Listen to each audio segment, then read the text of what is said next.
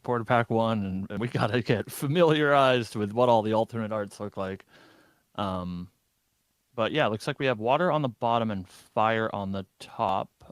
It seems like water went first. They deployed this card that we can't see, and Is then we have the this fire player that's played Idle Thoughts and a Creative Shock. Looks like. if this is another Water Xander Fire Rye matchup, that's gonna be nuts. That means the Canadian meta is like out of control. It's like it's out of control. Yeah, it's Oh like man. one of the things about the game being so small is that all of the the like metas of the game are like super localized. So yeah, maybe everybody in Canada plays Water Sander. Good taste. They've got good taste. Um, is that an honorable Vanguard on? That is an honorable Vanguard. Yeah. Okay. So we could be looking at a Lorraine. I mean, they are rocking the Lorraine sleeves for fire, so this could be a fire Lorraine. Sure. Um, looking at this, Wow, let's see. what is going on here? We have a Fire Resonance Bauble coming out on turn 1 here, just in their main deck. They're really expecting fire decks this weekend, and it looks like they're And deploying a Gildus here. Is that what I'm seeing? yeah, I'm pretty sure that is a Gildus. I think the Gildus is it's not going to get the pump, right? Because, or maybe they do get the pump. Is it three It and looks three? like they have balance. Yeah, I think they're 3 in memory, 3 in hand. So they're coming in across for 4 with this Gildus. I want to know what this deck is. I like it. You're running Gildus already, and you got the balance. Instead of leveling up into their champion, they just toss out a Bauble. Yeah. Very, very interesting. So we do have Lorraine. So confirmed, we do have a Lorraine on the far side here, Fire Lorraine. So this is a deck that we did expect to see a good amount today. Very, very powerful deck that can pivot from sort of an aggro strategy into almost like a combo with this massive, massive, like just almost like a one-turn kill kind of mentality. Yeah, Um, these cards like Rending Flames that double the damage when they hit. So if you attack with a sword, that becomes an attack for 6 that doubles to 12. Stuff like Devastating Blow, which is a single yep. card attack for 7. Yeah. So yep. So far, yeah, we do have Lorraine. I mean, and if you don't know that weapon that's on the board right there, that's just a Sword of Seeking. It's a 1/2 that has True Sight. So if our water player on the bottom is running Xander, the True Sight could come into play. We have yet to see though what our bottom player is playing. It's kind of difficult to see while they're flipping through their deck or through their material deck. And it looks like they're leveling up, but there's a bit of a Oh, player. Okay, so it looks like a Lorraine, 'cause Lorraine. we're getting a Sword of Seeking. Okay, so we have Water Lorraine on the bottom versus Fire Lorraine on the top. Water Oh, Lorraine is a interesting. deck that hasn't been around for a while. It was like pretty prevalent in the early days in the Discord tournaments, but people have sort of moved away from that and sided for the more consistent fire and wind decks. But I'm super happy to see Water Lorraine making an appearance. Yeah, once again, not one of the decks that I was expecting to see, and that makes this tournament very interesting. Honestly, Water Xander into Water Lorraine. We have a lot of water representation, like right off the bat. No wind decks so far, which is also somewhat surprising. Though I expect to see that as the day progresses. So in your evaluation, I'm not actually too familiar with Water Lorraine. How does it function, especially compared to like a Water Xander deck? Do you know? Yeah, so typically, Water Lorraine, since water itself is sort of a slow element and gets a lot of its power in the late game, Water Lorraine typically has been sort of a slower, more controlling deck, akin to Xander, but instead of finishing the game with your big like Luxem finish like Xander does, Lorraine will usually look to play cards like Spirit Blade and Soul to push a whole bunch of damage at once. Gotcha. Soul usually is for 13, 15 damage, somewhere in that range, depending on what swords you brought in your material deck. Yeah, interesting. So basically, instead of going for like a big, Luxem kill, they're gonna opt for a big Crux kill. That doesn't make a lot of sense here. Um, I can see why people would be attracted to this kind of deck, right? So you do have that that controlling factor that Water Xander has, but kind of just like a different finisher here. Yeah, and you do get some of those like water cards that help you in matchups, especially like this Fire Lorraine deck who's looking to do so much front-loaded damage. Some of the more defensive water cards like Revitalizing Cleanse and again like Water Barrier that we mentioned last round really help in stemming the bleeding so that you can get to your late game. Hmm. Um, just 1 second, everyone. We will be getting the screen back momentarily. The camera is the toughest battle today Yeah.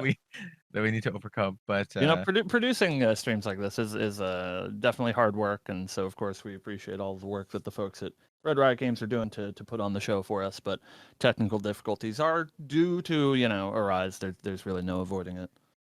I don't think I've ever done a coverage stream that didn't have some form of technical difficulties. Let's just Right. put it that way. Like every time there's always something. There's always something. This time It's it's just always this like main when you camera. don't need it to work, it works fine, and when you do, everything falls apart. Of course, yeah, yeah. It's like that thing where you're setting up like 3 days in advance, perfect. Every single day you test it. Final day, go, refuses to work. Right. It's just what happens. Um, so in this matchup, we have fire versus water, more of a aggro-ish bent versus a control bent. Who do you think is the favored here, given how the decks function and their top ends?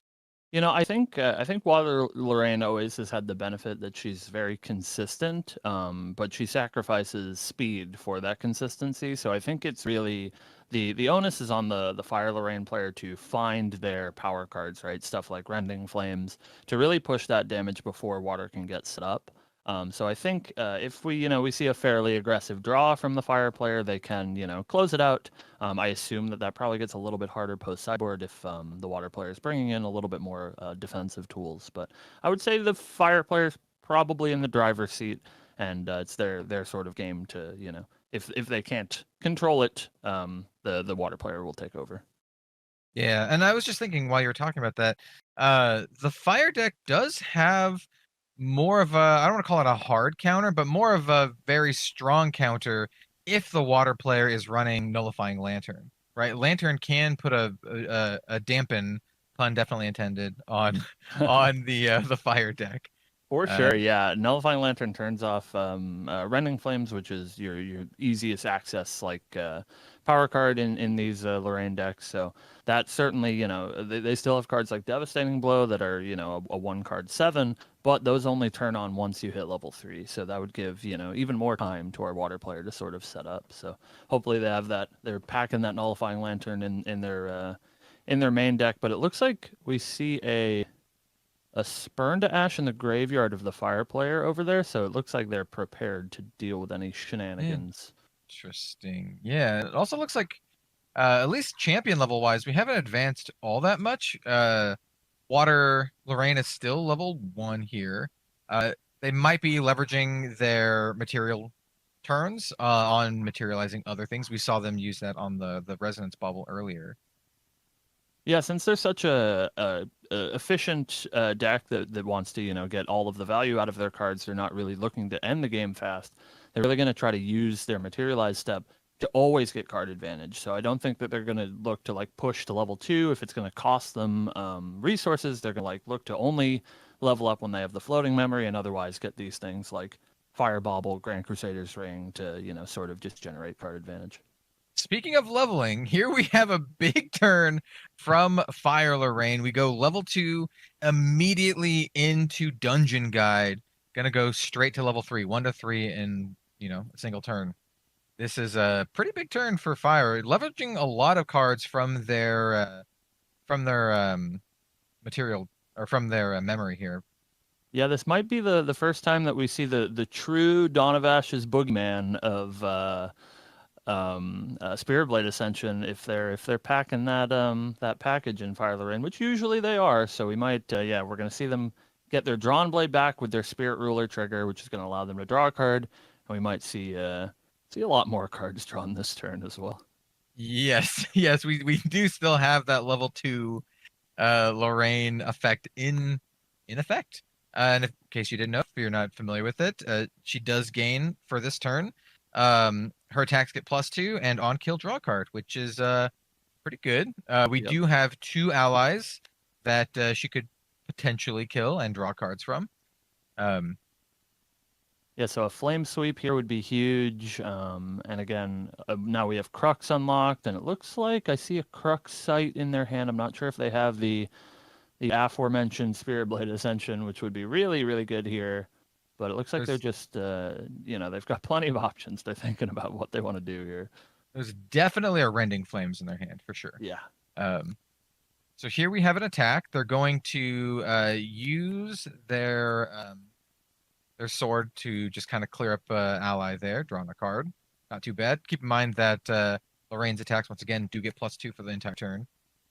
But in Grand Archive, you can't just punch an enemy. You need to have a weapon to attack with, or you need to have an attack card to play to attack with. Yeah, and that shows, we didn't, we chose to take the more conservative line here and just deal with the ally, draw a card. But that shows you the power that a card like Rending Flames can have, as Kel said, that they're holding in their hand here. If they decided to just play a Rending Flames going at their opponent, they would get that Lorraine buff, and then all of that damage would be doubled, and they'd be coming across for at least 12. Yeah. But we're Good thing being a little to conservative, trying to, slow the game down. They understand that their water opponent is also, not looking to kill them next turn, so they don't have to, make any rash decisions. So here we have I can't remember the name of this card, but it's just going to put a durability counter on one of their weapons. It also has floating Tempered memory. steel. Yeah. Yeah. So just kind of setting up for future turns. That was just a nice little setup turn for Phi Lorraine there. So it looks like we're going to level 2 as well on the side of water. And they do also have an Honorable Vanguard on the board to deal with, so they can also get that card draw if they want it. Yeah, and is the ally underneath Lorraine, is that the water Yeah, I think that seer looks card? like a Tide Diviner. Tide Diviner. I keep calling it a seer. Tide Diviner, yes. And then we have another Gildas. I'm just so thrilled to see Gildas seeing play because she's she's not not been the most popular card these days, but Oh, I love super Gildas. powerful when you can come across for 4, right? Like a body that attacks for 4 is super unheard of in Grand Archive. Yeah, like Gildas is great. Only costing 3 to play too. It's just kind of like balancing her balance effect, having the same cards in hand and memory, but 4 is not nothing, and it looks like they've been consistently be able, to balance that. Yeah, nothing to sneeze at. Yeah, balance that. All puns intended for sure. Yep. Well, we also have a Banner Knight as well, which is going to pump the squad, which is fantastic. Definitely one of the reasons why you want to get to level 2, so you can actually get, use out of the Banner Knight effect. Yeah, such an absurdly powerful card Banner Knight is. There's only in the game currently there's only 2 lords, as we'll call them, things that pump your whole team, and they're both warrior cards, and Banner Knight is just the most efficient by far. Yep. Unfortunately, we'll not be seeing the other one because the other one is wind, but I imagine we'll see our buddy Felix captain later today. For sure. Yeah, we're gonna say that every round, and then we're just gonna have water decks in the feature match the whole day. Hey, I'll take it. I'll Which would be take it. great. Yeah. The breakout element of the first regionals is water. It would be quite the story. So it looks like we had a blade of this is prismatic blade coming in. Yeah, Prismatic Edge is coming in, and what that does is when it enters the play, both you and your opponent reveal your memory, and then for each element that is revealed either by you or your opponent, you get an extra effect. So that is actually one of the problems that Water Lorraine had recently in the meta is that it makes Prismatic Edge on the side of your opponent much better because the trigger for revealing a water card is to draw a card. So they're going to get to reveal a fire card, deal 3 damage wherever they want, and also since their opponent's playing water, they're going to get to draw a card, which is huge. Yeah, and important to note, it is just if the element was revealed, not for each element. So you just get one effect, but still dealing 3 damage, drawing a card, and then also getting a 3/1 weapon is not bad. And we already know that they're still rocking that Rending Flames, so a 3/1 weapon plus Rending Flames. Well, speaking of the devil, here we go, Rending Flames. Um, yeah, this is one of my favorite cards in the game just because it is so explosive. Can push a ton of damage. Um, looks like they're just gonna use it to kill Gildas though. They're not actually going to push face damage. Yeah, Which love to see the conservative plays by these players here. I'm not sure, maybe they didn't have the fire cards to banish, but either way, yeah, they're just going to use that to take care of the threat, and then they have a spirit blessing, which allows them to bounce a material card to wake up their champion. So they're going to maybe look to get another attack in here. yeah, like Crux Lorraine can attack many, many times, and it looks like they're just going to use all of these attacks to just clean up the board. Um, and once again, just set up for another turn. Like I like what you said here. Like they are playing a little bit more conservatively. They are, taking their time, cleaning up the board. They're not getting too greedy, not going all in on face. And they're looking to play the long game against a water control deck, which is uh, interesting. But they're doing a great job of cleaning the board so far. Yeah, I think it's really important, in these Lorraine matchups. One of the strongest aspects of both of her level threes is that they have 28 health, which is a huge, Yes. huge. What's going on here? What did we miss? We don't have life totals updated, so maybe it was a little bit farther along than we thought. Yeah, I mean, I think we saw our water player play a sudden steal. Is that the card that they resolved there? interesting. Yeah, we didn't maybe that's why Fire Lorraine was so keen on clearing the board. Maybe Sure. their life was so low that they really had to. Because we did have that period of time where the camera was, down for a little bit, so we didn't really see the entire match. Right. Uh the water deck could have been the big aggressor here, and it looks like that was the case. Yeah, it looks like they cast a sudden steal, which is just an attack for 5. I think it costs 6. I think it's a 6 cost attack for 5. Yeah, I think it has efficiency. Sure. Um and it is attack for 5, yeah, for sure. So like yeah, just cleared the game with it, which is interesting. Like I love seeing these kind of off meta decks like this. Right. Um and 5 damage is nothing to sneeze at. We talk about the Rending Flames, doing double damage, but hey, just a raw 5 is like Right. not too bad either, right? Yeah, it's great to Um see. This is, like we've mentioned a couple of times today, this is our first big in paper tournament. And it's great to see decks that we're not expecting, right? Because the game is so small, and so a lot of the decks that people have popularized come from like the Grand Archive Discord community, which is fantastic. But it's great to see people sort of reinventing the wheel. yeah, I mean, for sure. As Grand Archive grows, as more people start playing the game, you're gonna see um I imagine what we're going to see is some of the decks that are popular and considered to be meta stick around, but I also imagine that there are a lot of like unsolved things out there, especially now that Fractured Crown is just around the corner, and we're going For to sure. see a lot more fine-tuned decks and maybe some innovation out there. Um, and yeah, that's just all part of the game getting bigger, and I'm here for it. Yeah, have you gotten a chance to try out any of the Fractured Crown stuff? I know that we've had the list for a week or two now.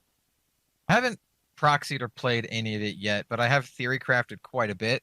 I did like a full hour and a half full set review, Sure. and I gotta say, we're seeing water today, and I really, really love the water cards in Fractured Crown. Um, Water Xander's already my favorite deck to play, and I think it's just going to get like quite a bit better. There's Right. a lot of nasty stuff coming for water. Yeah. You got like what basically are like counter spells and just a ton of really, really good control cards. And then if you're running Xander and activate that Luxem, you have some pretty great mid to late game closers. So yeah, I think it's gonna be great. And also like we haven't seen her yet today, and we may yet see some Sylvies, but I do think Tamer's getting a pretty nice buff with Fractured Crown.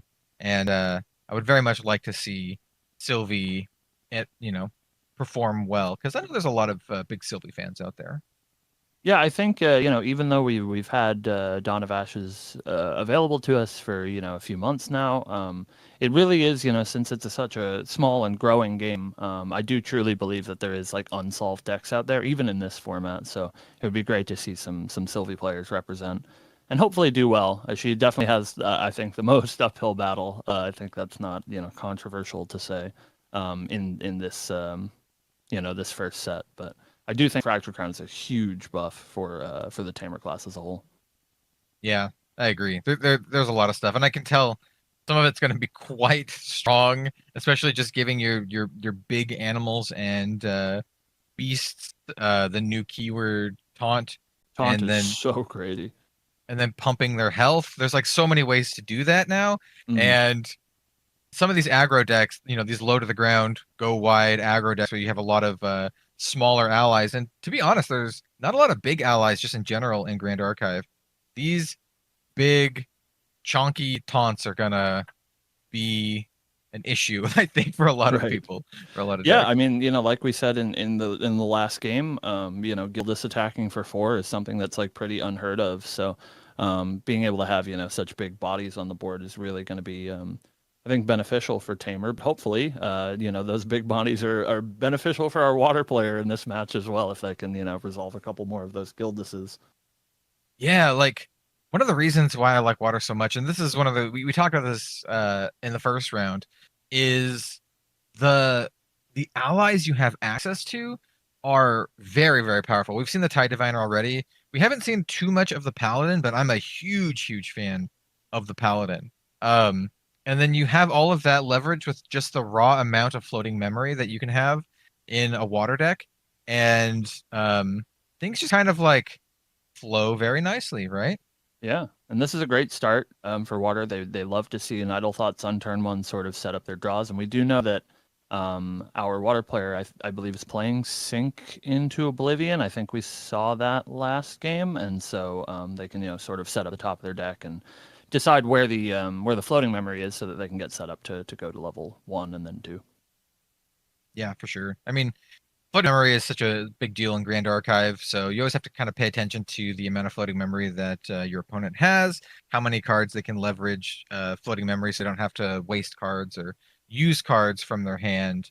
Um, Here we have an immediate just tossing down the Grand Crusader's Ring from the fire side, drawing an extra card, increasing their options. Um, Looks like they're going to be following that up with a that is just a 2 attack to the face that also has floating memory. Yeah, floating memory is so powerful that it makes cards like that. Obviously, Savage Slash and Attack for 2 is like pretty strong, reasonable removal in Grand Archive, but the fact that that card has floating memory is just so insane. Yeah, I think it's like what makes the card like very, very strong. Right. As an assassin player, I wish we had something similar to that, right? Um, so we do have a level 1 Lorraine into the Sword of Seeking into some more allies here.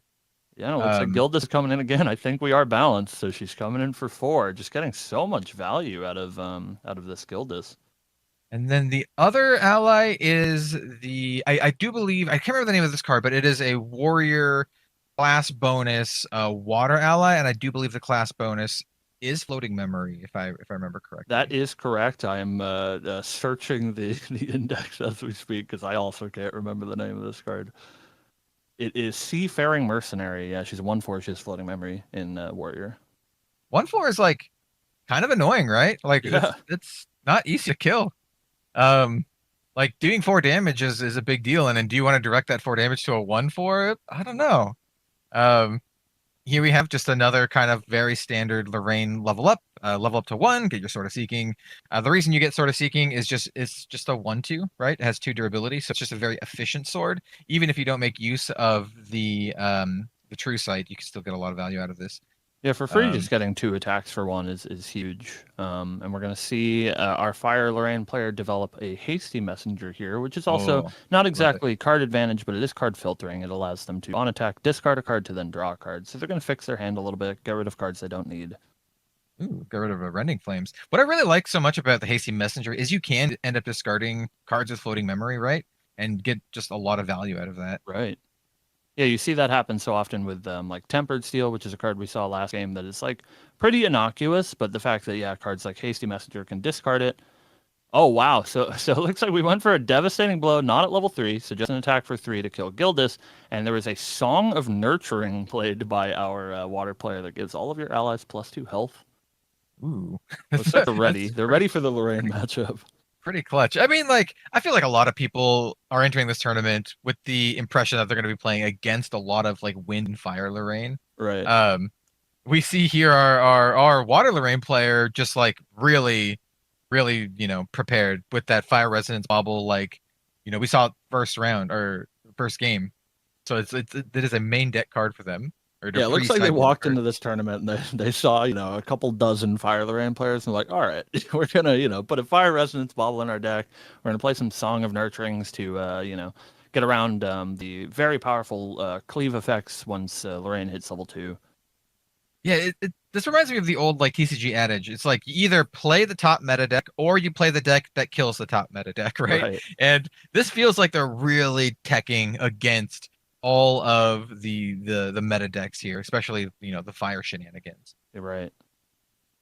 Yeah, it's super super cool to see people trying to, not just if you can't beat them, join them. Try to, build something that does compete with these, very powerful like mid-range Lorraine decks. If you can't beat them, try to beat them. That's what their strategy is here. You can't beat them, commit more sideboard cards. Yeah, I really like Gildas here. Like Gildas is so much pressure, and just protecting your Gildas goes like such a huge way.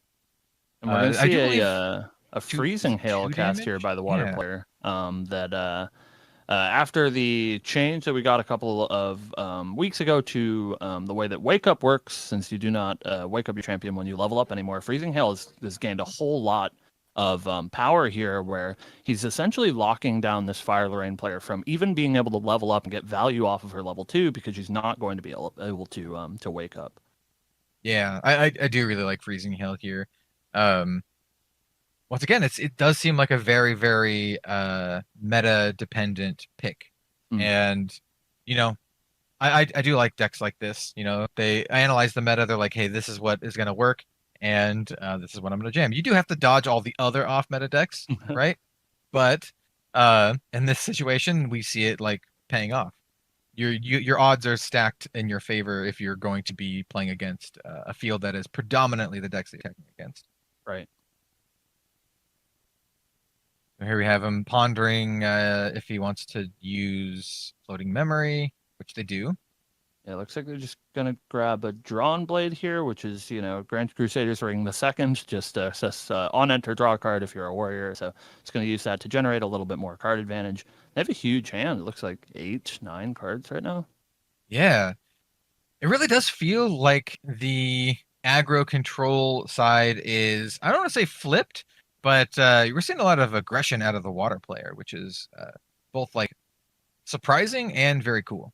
Right. Yeah. When we were talking about the matchup at the start of the match, we very much assumed the water player would be the one on the back foot trying to, close out the game in the late game. But yeah, it looks like off the back of cards like Gildas, they're just really getting a lot of pressure here going against the fire player.